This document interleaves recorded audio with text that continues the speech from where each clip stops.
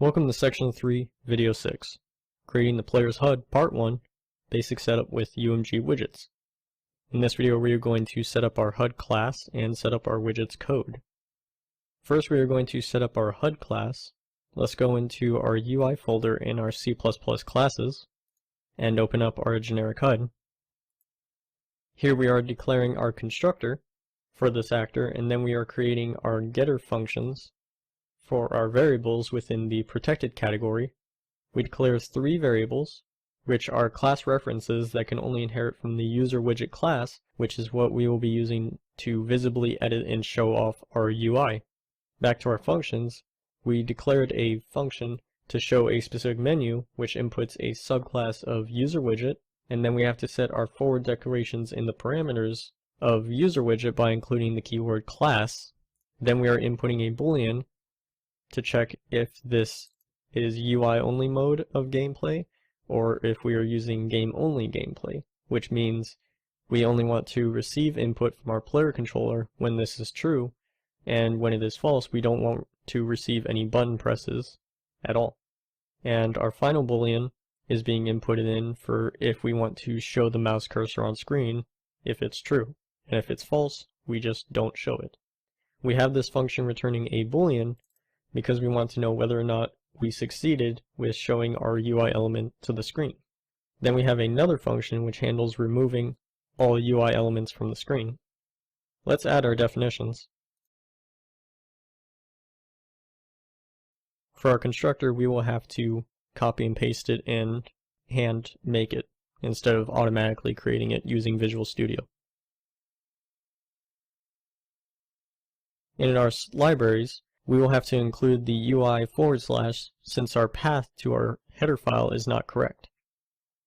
Save all, and Visual Studio will compile these libraries back into our source file, thus removing our errors.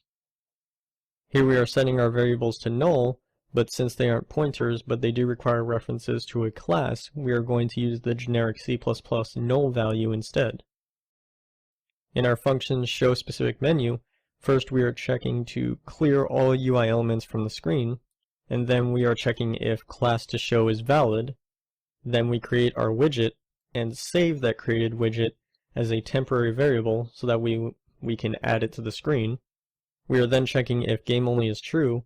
If it is, then we set our player controller's input mode to game only by inputting a construct by calling the constructor function for that struct. This is why we have constructors be in the public category, so that we can create one and also have the default values set automatically. If game only is false, then we declare a struct for our input mode, being UI only. Also, when a struct is declared, even as a temporary variable, it will automatically call the constructor for that struct.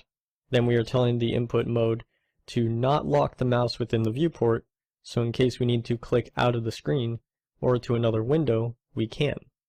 Then we confirm and update our input mode for our player controller, and finally show our mouse cursor depending on what the inputted show mouse boolean is, and then we return true, meaning we leave the function and return true so that way we know we successfully created our UI. If we return false, that means the class we inputted was invalid, which would be the only reason to fail.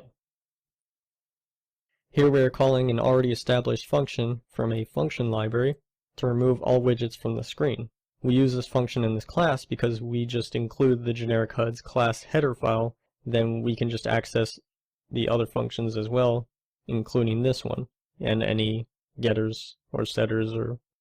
Now that we've finished with our generic HUD class, we can actually open up our widget gameplay files by going into our Solution Explorer and double-clicking on widgetgameplay.h for the header file and widgetgameplay.cpp for our source file. Let's fix our path to the header file inside of the gameplay's source file by adding UI /. In our header file, we are creating a pure but not constant functions for getting the current health and ammo values from our player character under the protected category. This is so we can connect UI elements to these functions and it will automatically fire those functions constantly as a sort of binding. Let's add our definitions.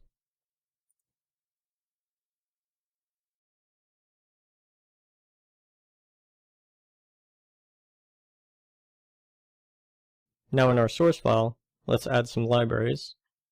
Here we are adding our libraries that we will be using within this source file, which will be our player and the text file for returning our ftext struct.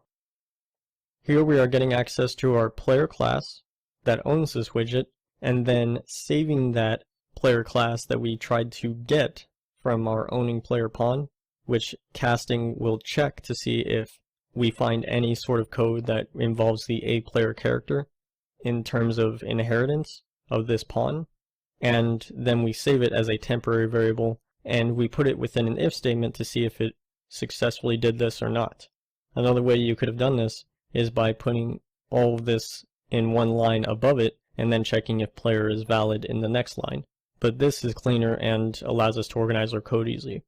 Then we are getting the current and max health values and dividing them for a value between 0 and 1, and then clamping that value just in case so it can't be out of the range of 0 and the value of 1 as our min and max values. And then returning that value as our float value, but if the cast failed, then we would return 0.5 as a backup. Here in getCurrentAmmo, we are doing the same thing that we did with current health, but just using the flat getCurrentAmmo and using the ftext automated function where it uses as number, it converts the integer that is inputted and converts it to an ftext variable in which we can return that. In case the cast failed, we just return a value of 999, just to let us know that we did not successfully cast. Let's build, rebuild, and our project file. In the next video, we will be creating the player's HUD Part 2, building the widget blueprint.